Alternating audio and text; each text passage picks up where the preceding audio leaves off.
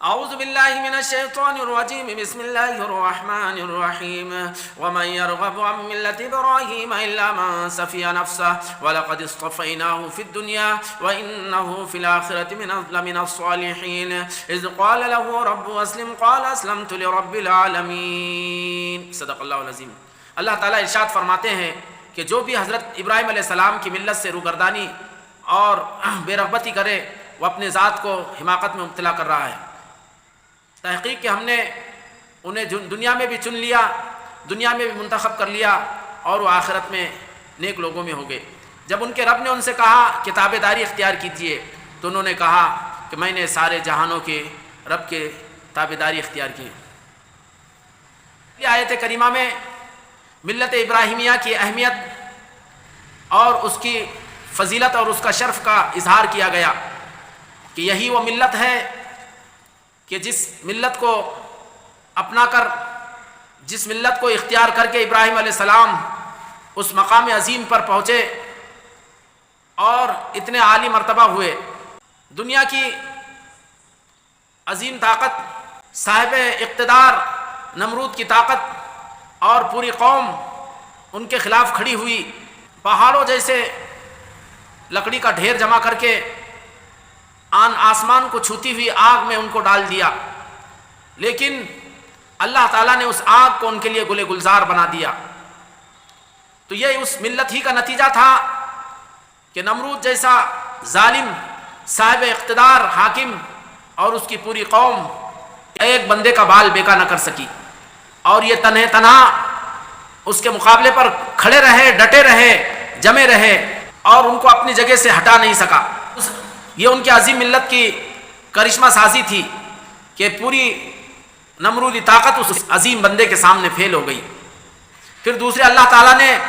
ان کو امام الناس بنایا، انی جاعلک للناس اماما۔ چنانچہ حضرت ابراہیم علیہ السلام کے بعد جتنے بھی دنیا میں مذاہب رہے ہیں، حضرت ابراہیم علیہ السلام کو اپنا مقتدا، اپنا امام، اپنا پیشوا مانتے ہیں، چاہے وہ یہودی ہو، چاہے نصارہ ہو، چاہے عرب کے مشرکین ہو۔ تو یہ اللہ تعالیٰ نے اس ملت کی اور اس شریعت کی بنیاد پر اللہ نے ابراہیم علیہ السلام کو یہ عظیم مقام عطا فرمایا۔ وَإِنَّهُ فِي الْآخِرَةِ لَمِنَ الصَّالِحِينَ کہ آخرت میں بھی وہ نیک لوگوں میں ہوں گے، کہ آخرت میں بھی اونچا مقام ہوگا۔ انبیاء علیہ السلام میں 5 اولو العزم نبیوں میں حضرت ابراہیم علیہ السلام کا ایک بہت ہی نمایاں اور بہت ہی خصوصی مقام اللہ نے عطا کیا۔ قیامت کے روز پوری انسانیت قبروں سے نکل کر بے یار و مددگار کھڑی ہوگی اور ان کا کوئی پرسان حال نہیں ہوگا اور سب کے سب برہنہ ہو گے۔ اس موقع پر حدیث میں آیا ہے کہ سب سے پہلے حضرت ابراہیم علیہ السلام کو جوڑا پہنایا جائے گا۔ تو یہ ان کے اعزاز اور شرف کی بات ہے آخرت میں۔ اس کے علاوہ اور اعزازات جو اللہ تعالیٰ انہیں عطا فرمائیں گے وہ اللہ جانتا ہے۔ لہٰذا جو کوئی اس ملت اور مذہب سے انحراف کرتا ہے، اس سے روگردانی کرتا ہے، اس سے دور بھاگتا ہے، تو یاد رہے کہ ایسا شخص بیوقوف ہے، ایسا شخص نادان ہے، ایسا شخص کسی اور کو نہیں اپنی ذات کو حماقت میں مبتلا کر رہا ہے، اپنی ذات کو دھوکہ دے رہا ہے اور اپنی ذات کے ساتھ وہ کھلواڑ کر رہا ہے۔ تو اللہ نے فرمایا کہ اللہ من سفی نفسہ کہ ابراہیم علیہ السلام کی ملت اور مذہب سے روگردانی کرنے والا سوائے اس کے کوئی نہیں ہو سکتا۔ جو بیوقوف ہو، نادان ہو، بے عقل ہو، ناسمجھ ہو، اللہ نے صاف طور پر فرما دیا۔ دوسری آیت کریمہ میں اللہ تعالیٰ نے اس ملت کی جو اصل بنیاد ہے اور اس کا جو اصل اصول ہے اس کا اظہار فرمایا کہ اذ قال له ربه اسلم قال اسلمت لرب العالمین کہ جب ان کے رب نے ان سے کہا کہ اسلام قبول کیجئے، تابعداری کیجئے، تو انہوں نے کہا کہ میں نے سارے جہانوں کے رب کی تابعداری اختیار کی۔ یوں حضرت ابراہیم علیہ السلام اگر جواب دے دیتے کہ اسلمت کہ میں نے اسلام قبول کر لیا تو اسلم کے جواب میں اتنا کافی تھا، لیکن حضرت ابراہیم علیہ السلام نے مکمل جملہ کہا کہ اسلمت لرب العالمین کہ سارے جہانوں کے رب کی میں نے تابعداری کی اور اس کی اطاعت اور فرما برداری کی۔ اس آیت کریمہ میں ایک طرف حضرت ابراہیم علیہ السلام کا ادب اور اللہ کے ذات عالی کا احترام بھی ہے، اور دوسرے اب یہ بتلانا بھی مقصود ہے کہ یہ میرے لیے اعزاز کی بات ہے، میرے لیے شرف کی بات ہے، میرے لیے عزت کی بات ہے کہ میں سارے جہانوں کا جو رب ہے، جو پالنہار ہے، جو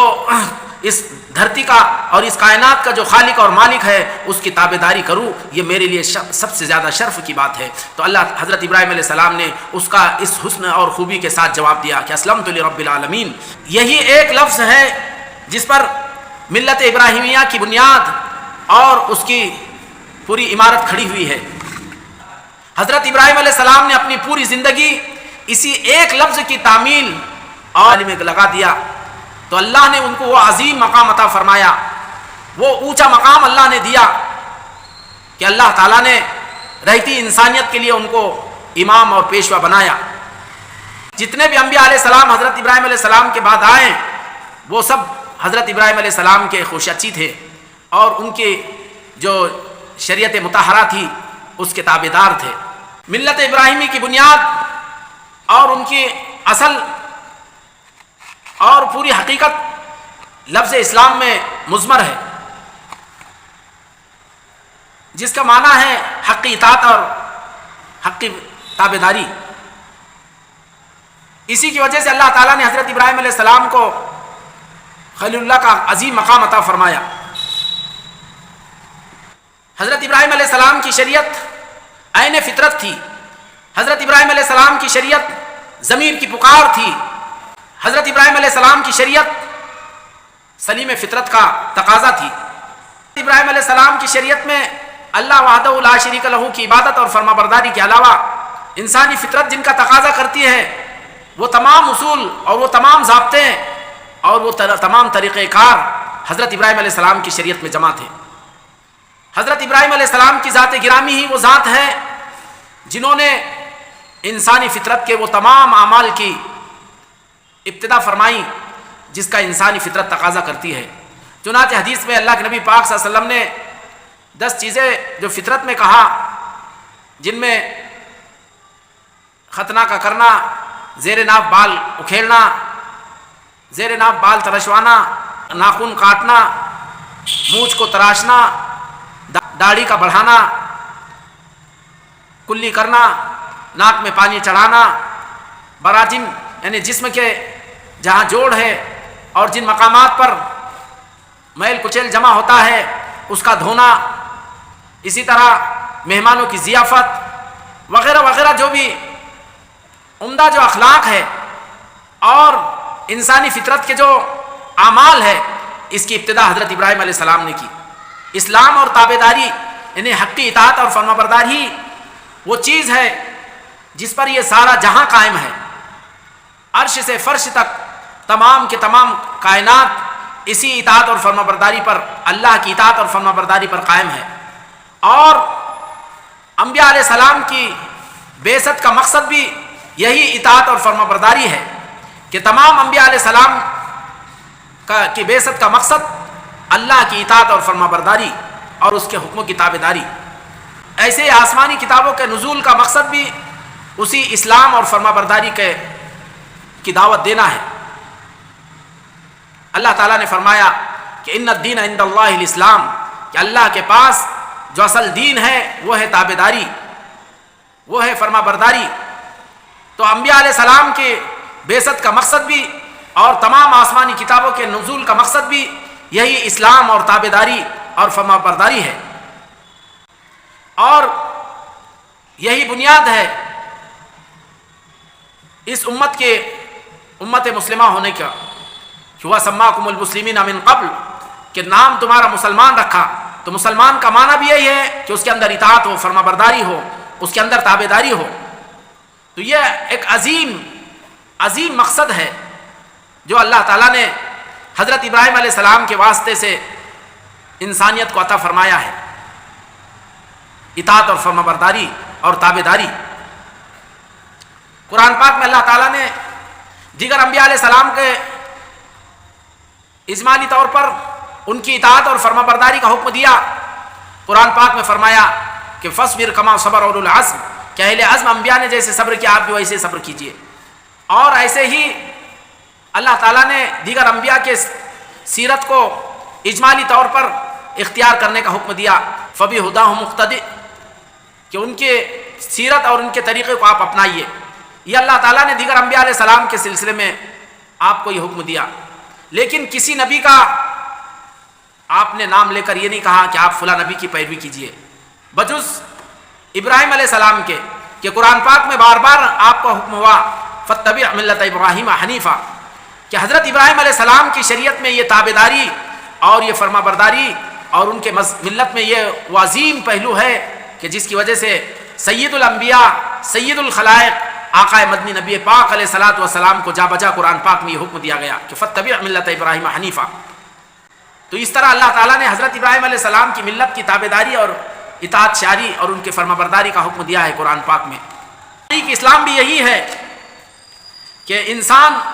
اپنی خواہشات اور اپنی مرضیات سے دستبردار ہو کر اور ان سے خالی الذہن ہو کر اللہ کی رضا اور اس کی خوشندی میں کم ہمیشہ متلاشی رہے۔ جیسے ایک فرما بردار اور اطاعت گزار غلام اپنے آقا کے حکم کا منتظر اور اس کا گوش بر آواز ہوتا ہے، ایسا ہی ایک بندے کو چاہیے کہ ہمیشہ اللہ کے حکم کا تابعدار اور فرما بردار ہونا چاہیے۔ یہی وہ جذبہ ہے جو انسان کو ترقی کے اعلیٰ مقام پر پہنچاتا ہے اور اس کو اونچا مقام سے سرفراز کرتا ہے، جیسے حضرت ابراہیم علیہ السلام کو اللہ تعالیٰ نے اعلیٰ مقام پر پہنچایا۔ ان آیات میں ایک طرف حضرت ابراہیم علیہ السلام کی ملت اور ان کے مذہب کا اہمیت اور فضیلت اور ان کا امتیاز بتلایا گیا کہ اس کے اندر تابعداری، اطاعت گزاری اور فرما برداری کا اصل بنیاد ہے، تو دوسری طرف یہود و نصارہ اور مشرکین عرب سے تعارف کیا گیا، جس نبی کی اقتداء اور اقتداء کو تم باعث شرف بتلاتے ہو، بجائے ان کی اطاعت اور فرما برداری کے، ان کے مذہب اور ان کی ملت کو اختیار کرنے کے، تم ان کے بارے میں دعویٰ کرتے ہو ابراہیم علیہ السلام یہودی تھے، ابراہیم عیسائی تھے۔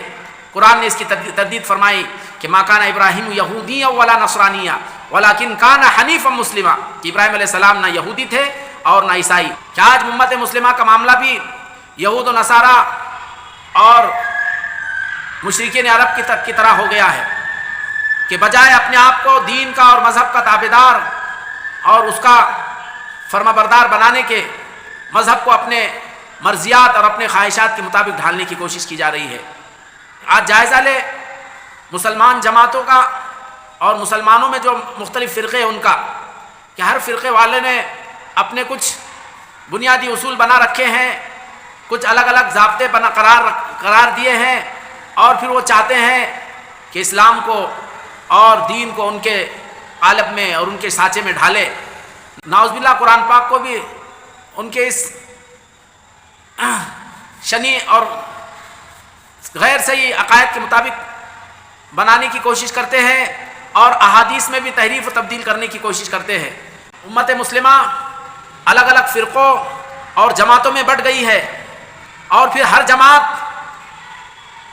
اپنے اصول اور ضابطوں کو ہی اصل قرار دیتی ہے، اور بجائے خود اسلام، قرآن اور احادیث نبویہ کے تابعداری اور فرما برداری کرنے کے، قرآن اور احادیث کو اپنے جو خود ساختہ اصول و ضابطے ہیں اس کے موافق قرآن و حدیث کو ڈھالنے کی کوشش کرتے ہیں۔ یہ ناپاک کوششیں کی جا رہی ہے۔ آج امت مسلمہ کا یہی حال ہے، شیعہ ہے، رافضی ہے، مہدوی ہے، اور سنی ہے، مقلد ہے، غیر مقلد ہے، بریلوی ہے، دیوبندی ہے، اور اسی طرح جن کو ہم صحیح العقیدہ مانتے ہیں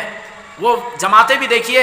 کہ ہر ایک نے اپنی کتابیں مخصوص کر لی، اپنے کچھ اصول مخصوص کر لیے، اور ان اصول اور ضابطوں کو ایسے مضبوطی سے پکڑ لیا ہے کہ نعوذ باللہ وہ قرآن و حدیث کے سے زیادہ اہمیت کے حامل ہے۔ تو آج امت کا حال یہی ہے، جیسے یہود و نصارہ نے حضرت ابراہیم علیہ السلام کو اپنا پیشوا اور مقتدی مانا، لیکن بجائے ان کی اطاعت کرنے کے، ان کو اپنا ہم نوا کی شریعت کو اپنی شریعت کے موافق بتلانے کی ہمیشہ انہوں نے کوشش کی، اور ان کے مذہب ملت کو اپنے ملت کے جیسا قرار دینے کی ہمیشہ ان کی کوشش رہی۔ آج یہی حال امت مسلمہ کا ہے۔